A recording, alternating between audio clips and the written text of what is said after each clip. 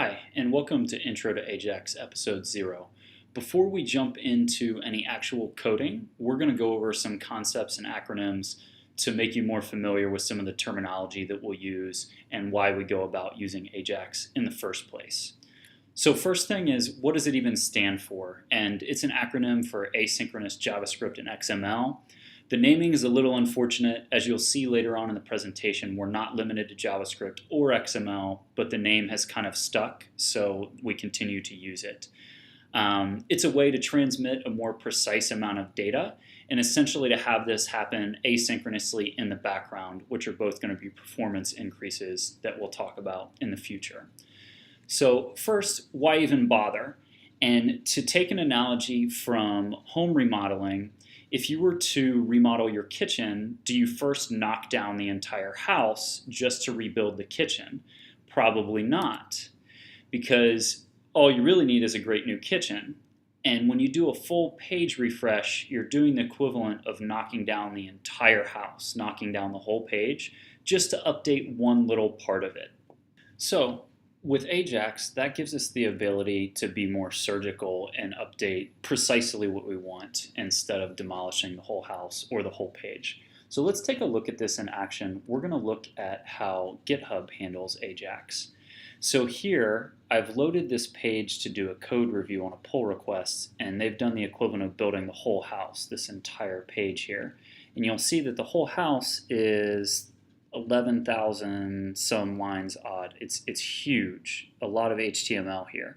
So if I want to make a small update, I don't want to demolish all of this just to rebuild it. I want to keep as many of these 11,900 lines as possible.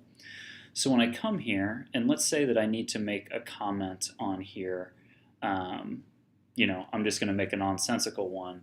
And here, if we look in our network tab, when I hit this, if I say like nice use of sort, when I submit this, it's going to make an AJAX request, and you see XHR. We'll talk about that acronym in a bit. That essentially means AJAX request. And you'll see that the response that I get here is in JSON format, and it is pretty long. It's one really long line, but I did not have to reload the whole page. I just remodeled the kitchen right here by creating this comment. So again, why even bother? It's going to be a better user experience because they're not going to have to wait for that round trip load time and for the browser to parse something like 11,000 lines of HTML again. You save server load. Instead of the server having to reprocess everything that it takes to do that page, it just has to insert one small little comment in our example. And then additionally, since we're sending less data back and forth over the internet, we also save bandwidth. So it helps us on our server side, and it provides a better user experience. So what are some of the ways that this better user experience is provided? We talked about things being asynchronous. So what exactly does that mean? Essentially, it means that things are happening in the background and it doesn't require a full page refresh, so the user's not sitting there waiting for the load time, and that an XML HTTP request is sent instead of a regular one. And let's see in the Chrome browser in our example for GitHub what that looks like. So we have this request header here, and this was in the create action that we just did. And if we look near the bottom, there's this header X requested with XML HTTP request. This is what makes it all happen. This is what communicates to the server that we want an AJAX request. It can be used, a lot of people use AJAX interchangeably with XHR. They really kind of mean the same thing as far as we're concerned. And these names were come up with when JavaScript and XML were the technologies of the time, and it wasn't anticipated that other technologies would be used. So the naming is there, it's part of the standard, and we just have to continue to use it. And so when this request is sent, the server knows I don't need to send back the entire HTML page. I just need to process it and send back this minimal amount, which in this case is JSON data that actually contains HTML inside of it. So the browser and JavaScript handle things in the background, and then the JavaScript can update the existing page with the response from the server. So are you limited to JavaScript and XML? As I alluded to, no, 1,000 times no.